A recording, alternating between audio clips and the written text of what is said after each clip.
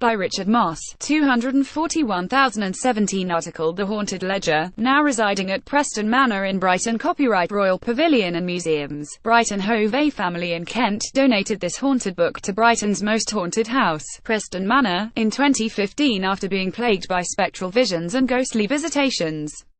The 1915 shop ledger, which was found bricked up in a jeweller's wall in Brighton's East Street during a demolition in the 1980s, was donated by Josephine Benyovitz, who lives in Maidstone but grew up in Hove. It was discovered by her father, Tony Benyovitz, in 1988 when he was demolishing the Shaw and Fuchs shop which closed in 1984. But when he took it home, the sinister book caused both father and daughter to suffer what they believed to be a number of spirit visitations. Josephine reports that images appeared in her rug, including a group of men, women and children and a soldier with a horse.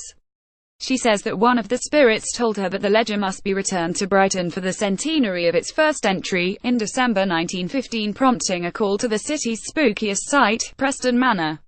At first we weren't sure whether we'd take this apparently ordinary, 100-year-old shop ledger, said venue officer Paula Wrightson.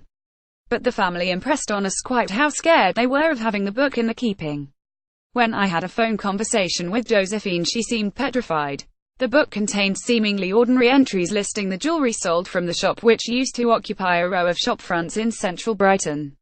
Inside the haunted book, copyright Royal Pavilion and Museums, Brighton Hove. Paula Wrightson with a haunted book, copyright Royal Pavilion and Museums, Brighton Hove. When Wrightson eventually agreed to take the book, which has a battered leather binding with a large chunk missing from it, she asked the family deliver it to Preston Manor, which they did immediately from Kent.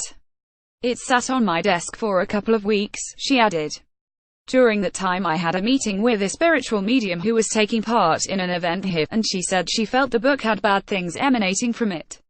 For me personally, the most interesting aspect of the book is that the entries show what was sold in the shop exactly 100 years ago. But it remains to be seen whether there's more to it than that.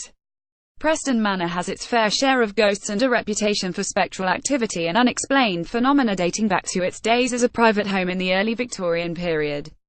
The most famous is the Lady in White, who was said to be related to an excommunicated nun whose body was eventually found buried underneath the patio.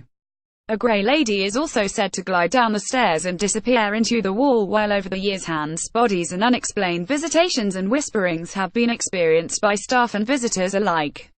Over the past decade it has hosted regular paranormal-themed tours, talks and events, continuing a trend started in the 1880s when séances were conducted in the house.